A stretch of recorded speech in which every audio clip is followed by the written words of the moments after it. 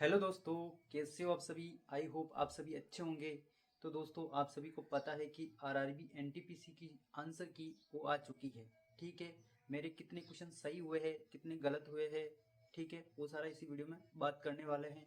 क्या safe score रहने वाला है according to top training G. K है, मेरी सिर्फ रैंक क्या रही है, वो सारा इसी वीडियो में हम बात करने वाले हैं। और ये जो मेरे मार्क आए उसकी मैं पीडीएफ लगा दे रहा हूँ। ठीक है, तो टोटल मैंने जो 95 अटेम्प्ट किए थे, ठीक है, उसमें से मेरे 75 क्वेश्चन सही हुए थे। ठीक है, और मेरे 20 क्वेश्चन गलत हो गए।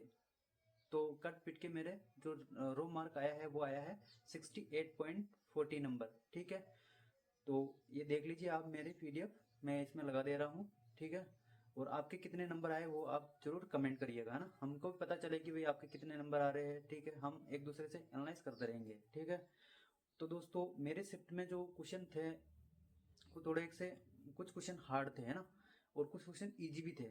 तो अब सबसे पहले बात करेंगे हम रीजनिंग में। तो रीजनिंग में मेरे कितने क्वेश्चन सही हुए।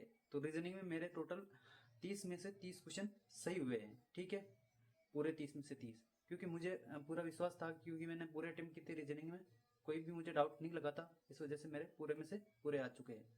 और अब बात करेंगे मैथ की। ठीक है, मैथ में मैंने टोटल किए थे 27 क्वेश्चन, 3 क्वेश्चन छूट गए थे। जो क्वेश्चन वो टाइम एंड वर्क से था, नल और पाइप एंड इसका टंकी से था। तो उसका अकॉर्डिंग मतलब जो डाटा था वो लेंदी दे रखा था, है ना। तीन नल दे दिए थे, ये इतने मिनट में भरता है, बी इतने मिनट में भर सकता है, और सी इतने मिनट में भर सकता था। मतलब अभाज्य संख्या है ना, वो दे रखी थी। तो इस वजह से उनका जो है एलसीएम लेना है तो वो सारे को गुना करना पड़ता है, तो उसमें ज़्यादा टाइम लगता है। इस वजह से मैंने उसको स्किप कर दिया था, और बाद में मेरे को टाइम नहीं बचा, इस वजह से वो क्वेश्चन छूट गया था।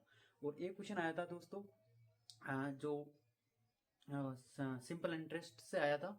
उसमें क्या दे रखी थी, 4 महीनों का जो इंटरेस्ट दे रखा था, है ना। 4 महीनों के लिए जो थी वो 3% थी, वो भी मंथली थी, लेकिन मैंने ध्यान नहीं दिया था, मैंने ईयरली मान ली थी।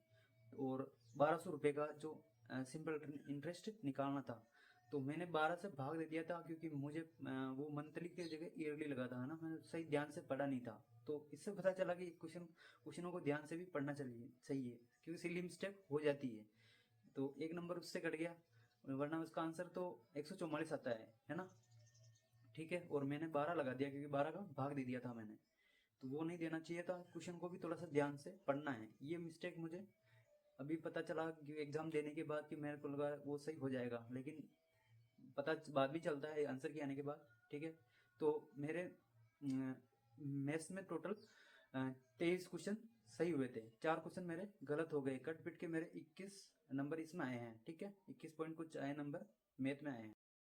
अब बात करेंगे जीके की। तो जीके में मैंने टोटल 38 क्वेश्चन अटेम्प्ट किए थे, सबसे ज़्यादा मैंने जीके में अटेम्प्ट कर दिए थे।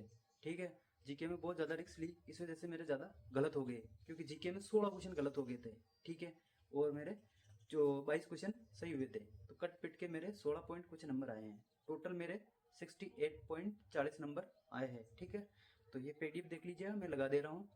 और दोस्तों, हमने जो ये एनालाइज करते हैं ना पेपर से, तो हमको ये पता चलता है कि हम कहाँ पे गलती कर रहे हैं। तो अभी जो 2025 में जो एनटीपीसी का एग्जाम हुआ है, ठीक है, उससे आपको ग्रुप डी में भी फायदा मिलेगा, है ना, क्योंकि वो क्वेश्चन लेटेस्ट पैटर्न पर है ना, क्या पैटर्न है क्या नहीं है, वो इसमें से पता चल जा रहा है, क्योंकि हमने पहले भी पेपर दिए थे, उसमें भी वही सेम पैटर्न आ रहा है मैथ और रीजनिंग में, और अभी भी सेम आ रहा है।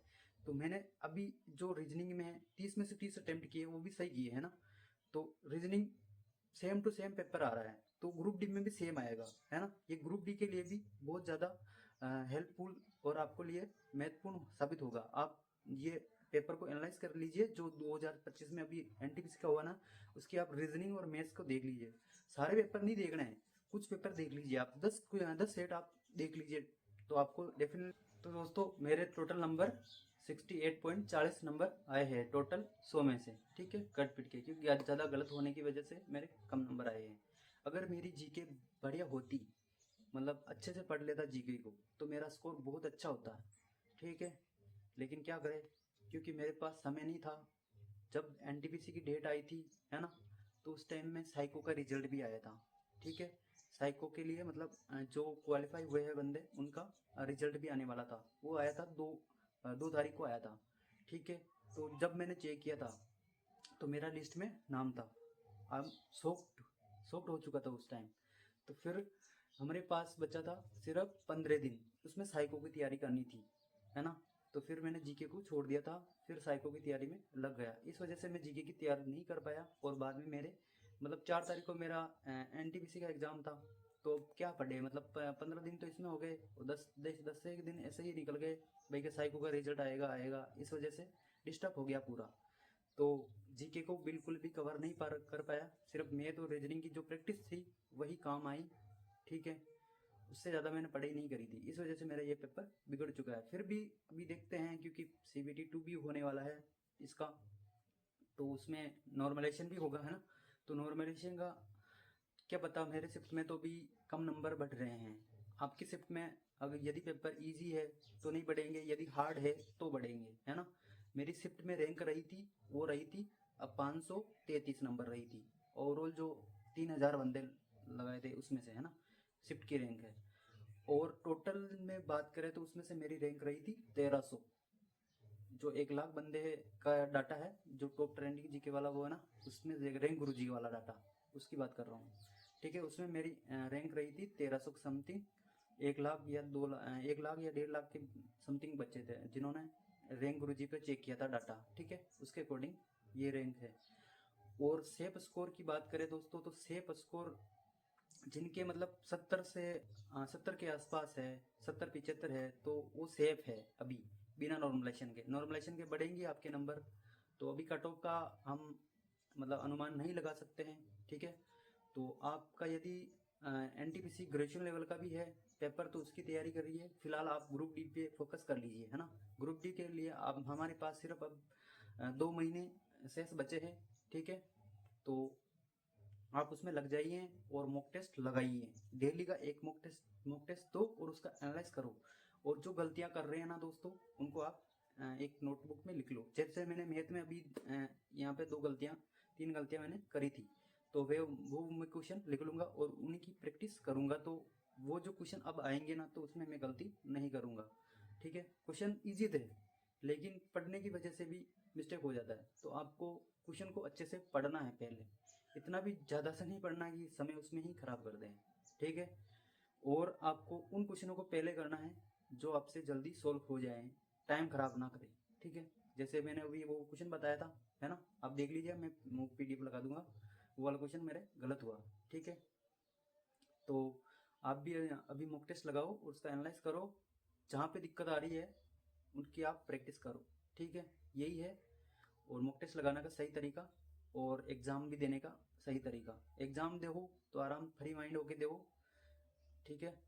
और जितना कम समय में हो सके ना मतलब जितना जल्दी हो सके ना उतना जल्दी आपको क्वेश्चनों को अटेम्प्ट करना है। जल्दबाजी में गलतियाँ भी हो जाती है, कुछ कुछ नहीं भी होती है।